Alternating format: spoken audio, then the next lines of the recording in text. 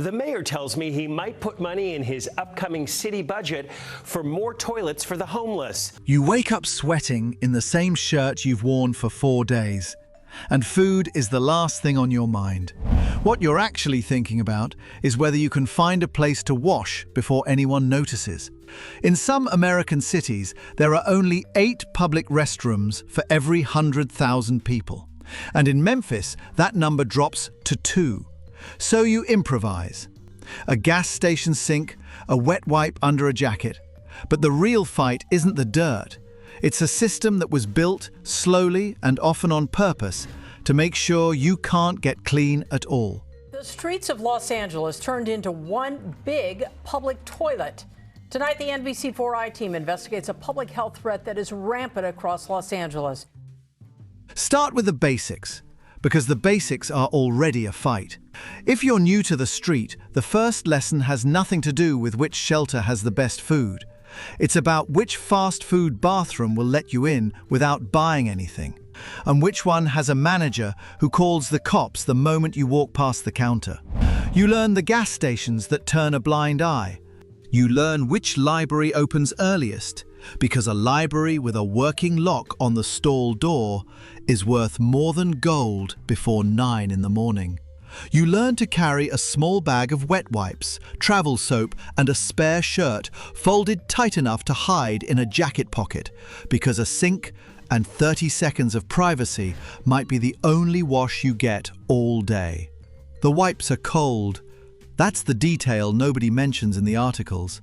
You duck into a stall, lock it, run the tap until it stings your hands, and scrub with a thin paper towel that tears the second you press too hard, listening the whole time for footsteps outside the door.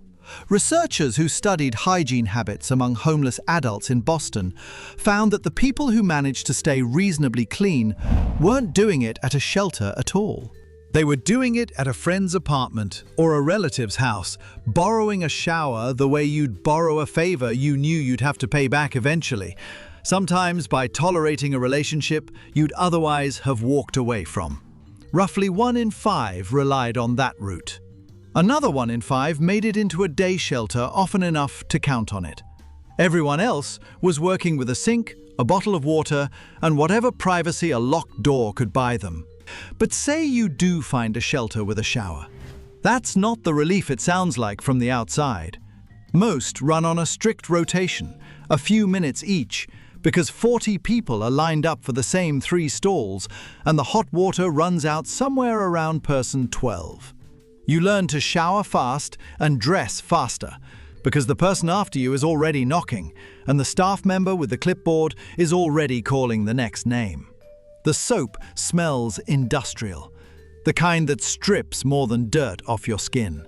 You take what you can get anyway, because the alternative is walking back out onto the street already dirty for another day, and the shelter doors lock again at a set hour, whether you're clean or not.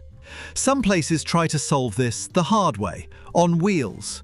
In 2014, a non-profit called Lava May started retrofitting old city buses into mobile shower units, driving them to where people already were instead of asking people to find their way to some far-off facility. By 2020, they delivered close to 80,000 showers to over 30,000 people across California, each one with real soap, a towel, and a curtain that actually closes all the way. Riders describe it as the first time in weeks they've stood under warm water without watching the door. It's the kind of program that sounds like it solves the problem. It doesn't. A handful of buses running a few days a week in a country with several 100,000 people sleeping outside on any given night. It helps. It was never going to be enough on its own. So, for a lot of people, the sink and wipes routine stops being a stopgap between showers and quietly becomes the whole plan, indefinitely, for months at a stretch.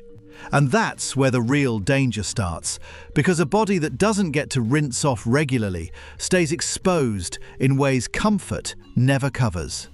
A 2017 outbreak of hepatitis A tore through San Diego's homeless population, hard enough to become a declared public health emergency.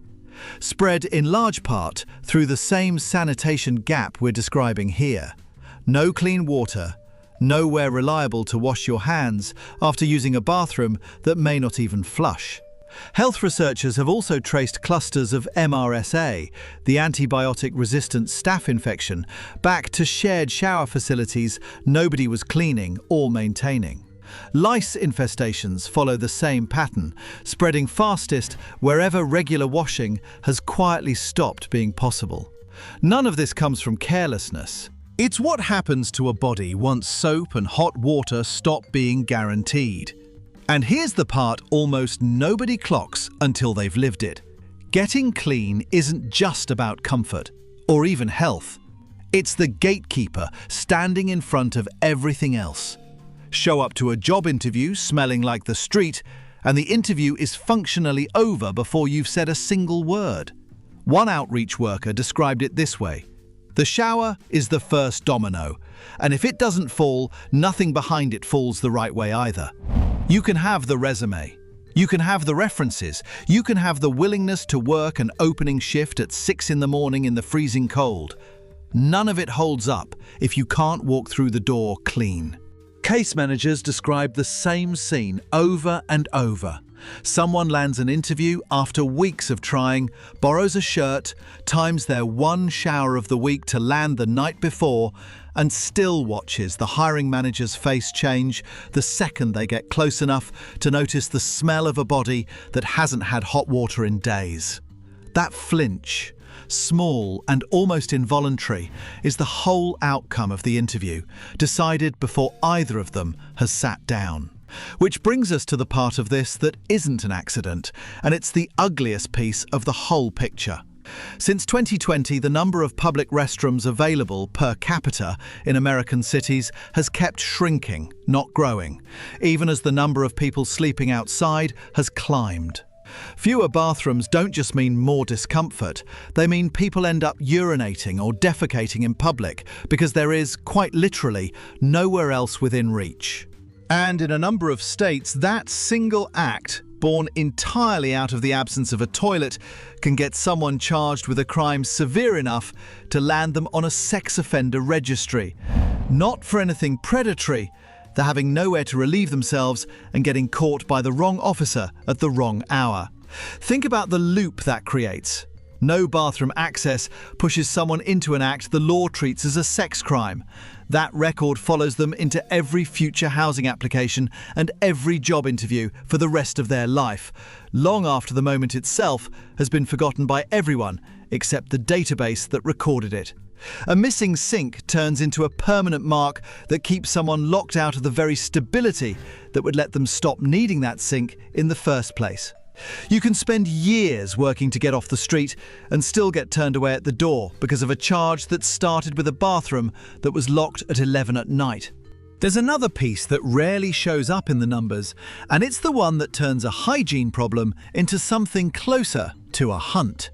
Cities regularly clear encampments, sometimes with almost no notice, and when that happens, people lose more than a tent. They lose the exact spot they'd learned to trust. The gas station 3 blocks over whose night clerk looked the other way. The church basement that opened its sink at 7 sharp. Every sweep resets the map.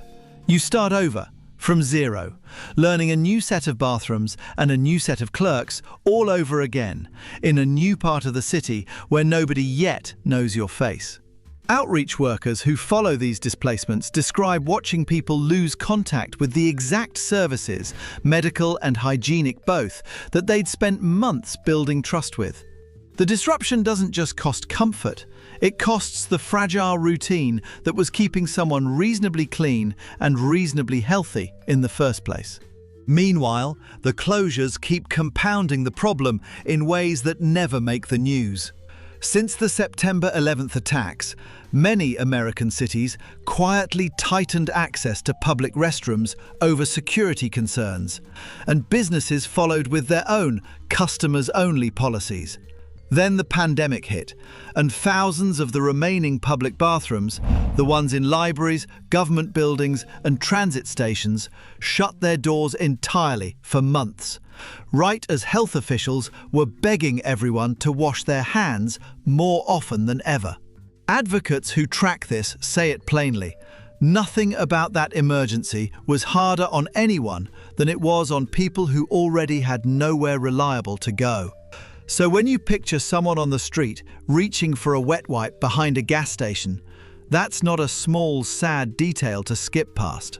It's someone running triage on a problem the country has mostly stopped trying to fix, using a paper towel and 30 seconds of borrowed privacy to hold off a chain reaction that could end in a criminal record they'll carry for the rest of their life. The dirt was never really the danger. The absence of somewhere to wash it off was. Next time you walk past a locked restaurant bathroom with a customers-only sign taped to the door, you might notice it a little differently. For you, it's an inconvenience you'll forget by the time you reach your car, gone from your mind before the light turns green.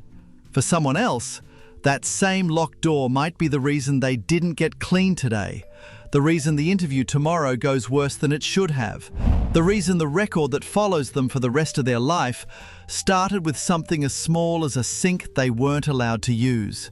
None of it started with a bad decision. It started with a door somebody locked and never once had to explain. So here's the question worth sitting with. If the nearest sink you were legally allowed to use was 2 miles away and locked by 6 every night, how many days would it take before the rest of your life started slipping too?